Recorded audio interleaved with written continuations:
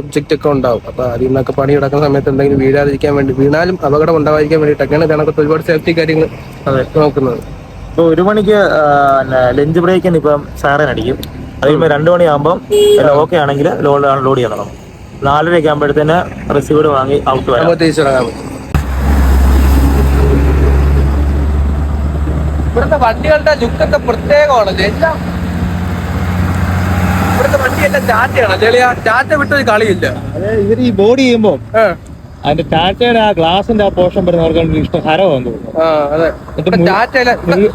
Bharat Benz എന്ന് പറയുന്ന logo പോലും ഞാൻ കണ്ടിട്ടില്ല. ഭാരത് ബെൻസിന് വണ്ടിയൊക്കെ കുറവാണ്. ടാറ്റ ലൈലാൻഡും പിന്നെയും കുറവാണ്. കേരളത്തിലുള്ളത്രയൊന്നും ഭാരത് ബെൻസിന് ഇങ്ങോട്ട് കാണാൻ കിട്ടത്തില്ല. അതെ അതെ.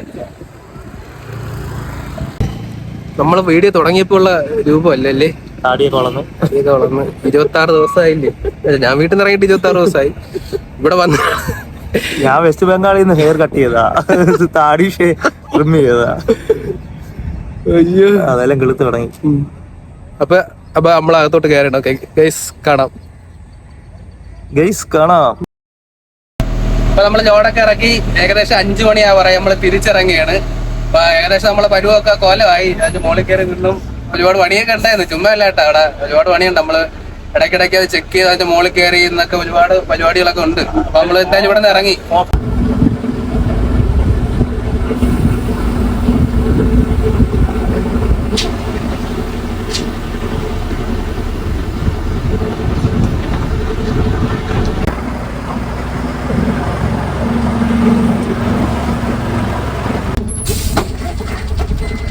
അങ്ങനെ നമ്മൾ തിരിച്ച് നമ്മുടെ പാർക്കിങ്ങിൽ വന്നിരിക്കുകയാണ്. അവസാനം നമ്മുടെ കാത്തിരിപ്പിന് വിരാമമായിരിക്കുകയാണ്. നമ്മൾ എത്രയും വേഗം ഇവിടെ നിന്ന് നാട് വിടുന്നതായിരിക്കും. സ്ഥലം കാലിയാക്കുക, ഉയരും കൊണ്ട് ഓടുക. 16 ദിവസം ഒരേ കണക്കിൽ ഒരേ സ്ഥലത്ത് കിടന്ന സ്ഥലമാണ് നിങ്ങളിപ്പോ കണ്ടോണ്ടിരിക്കുന്നത്. ഇതാണ് നമ്മുടെ പാർക്കിംഗ്. നമ്മുടെ അജുക്ക ഇതൊക്കെ ഉണ്ട്. പിന്നെ നമ്മളെ അണ്ണന്റെ വണ്ടിയാണിത്. ഇത് ചേട്ടാ ഗ്യാപ്പ് ഉണ്ടാവും. ഉണ്ട്. ആ ഡോറം കിടക്കാം.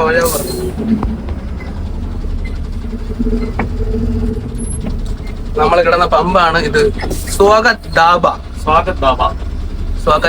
ഫ്രണ്ട് എടുത്തിട്ടാണ്.